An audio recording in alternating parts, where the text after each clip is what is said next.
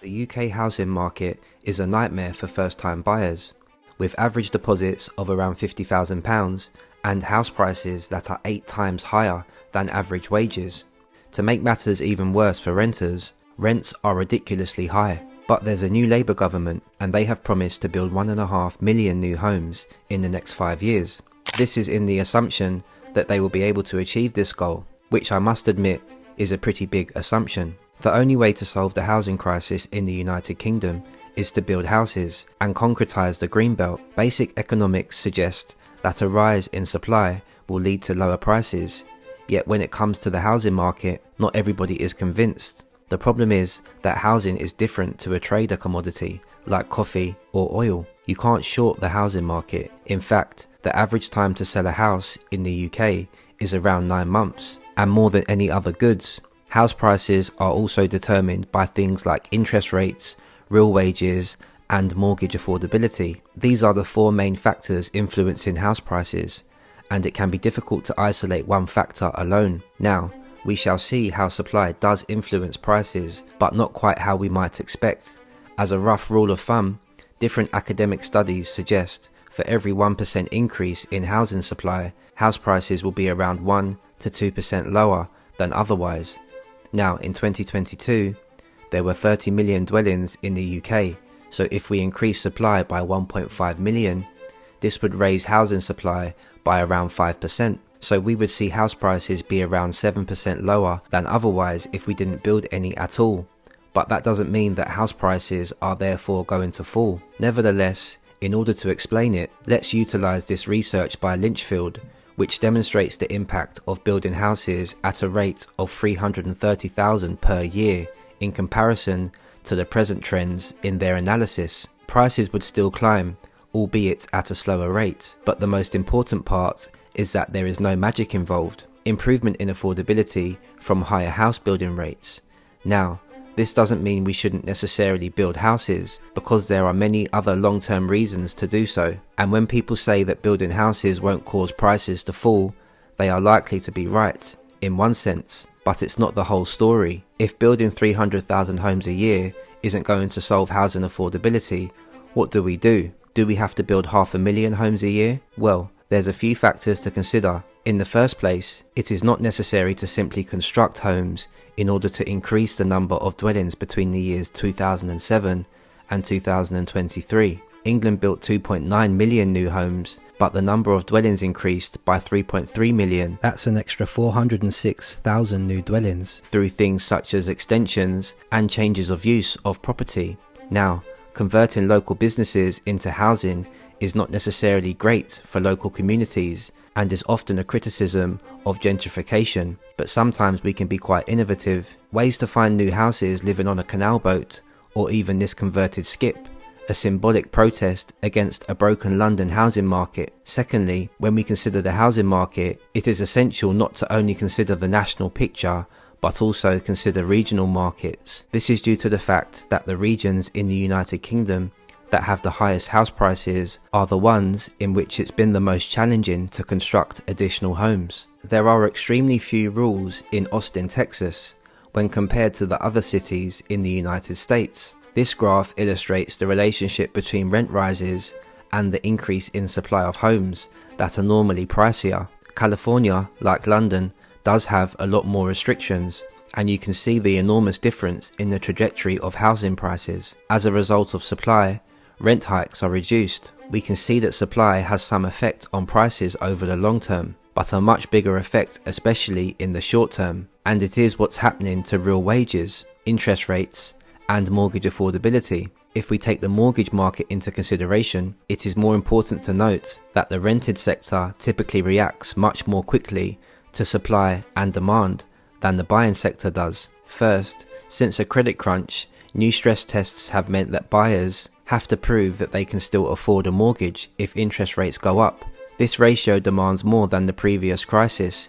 It is one reason why the recent rise in interest rates has not caused a flood of repossessions and properties having to be brought onto the market like it did during previous crashes. The most important question is what will happen to interest rates, and the forecast for interest rates is quite uncertain. The headlines are somewhat mixed. Since interest rates were raised to 5%, there has been a significant decrease in inflation. Nevertheless, the bad news is that inflation in the service sector and wage inflation continue to be an issue. The bank are reluctant to cut interest rates, especially with signs of some economic recovery. It means affordability will remain stretched, as a share of income mortgage repayments are quite high by historical standards, similar to what we had in both crashes in 2008 and the early 90s, and this will probably have a bigger impact on limiting price increases than building more homes. Of course, when mortgages are expensive and it's difficult to buy, there's always a temptation for the government to do things like Help to Buy to artificially prop up demand. But will this Labour government do it? I think it's unlikely, but never rule anything out. Building more houses, particularly rented property, would help increase labour market flexibility and help overcome some labour shortages. However, it is also important to keep in mind that building houses is not only about lowering prices, there are other reasons to build as well. To begin, there is a shortage of properties, particularly in the southeast and the Oxford-Cambridge corridor, which has been a constraint on the relatively weak economic growth in the United Kingdom. In addition, the United Kingdom has a vacancy rate that is as low as 2%, which is significantly lower than the vacancy rates in the United States, which is approximately 10%. In the past few decades, the United Kingdom has been quite poor at building homes, particularly in comparison to our European neighbours. According to Centre for Cities projects, the United Kingdom has a deficit of approximately 4 million homes. This deficit is based on the assumption that the country will build at European rates. Due to rapid migration and growing population, there has been a sharp rise in demand for renting and a growing number of households, which is what caused rents to rise. Now this is probably the worst aspect of a housing crisis. First, it alters the formation of households, as it causes young people to live with their parents for longer periods of time. Secondly, a shortage of properties, particularly rented accommodation, has led to record homelessness rates in the United Kingdom, which are now among the worst in the world. This raises an important question.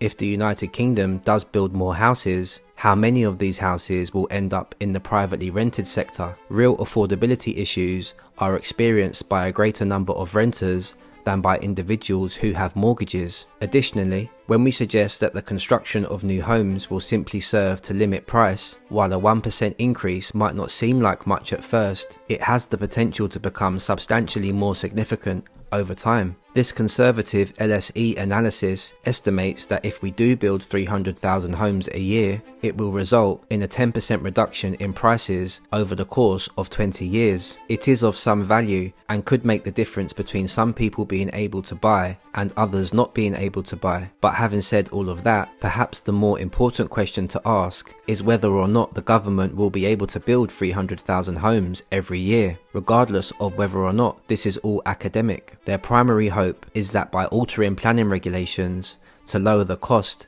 and make it easier to build, the private sector will be more motivated to build more houses. But there are a few problems. The first thing to note is that they already have a lot of planning licenses for areas that they haven't built on. Secondly, the current rates of home building are decreasing. It's almost like a mini recession in the home building industry. Barratt's, one of the largest home builders in the United Kingdom, recently made a very sad announcement on their plans to construct fewer new homes than anticipated. Home builders are hesitant to significantly boost their production supply if it means low prices for them as well, and they have complained a lot about rising costs due to recent inflation, which makes it more expensive to build, and the shortage of skilled labour will make it difficult to massively increase the supply to nearly double the rates of home building. This is going to be quite a challenge, especially if the private sector is just feeling quite reluctant to do it now. The good news is that there are other ways to effectively address the housing crisis. Eliminating cuts to the housing benefit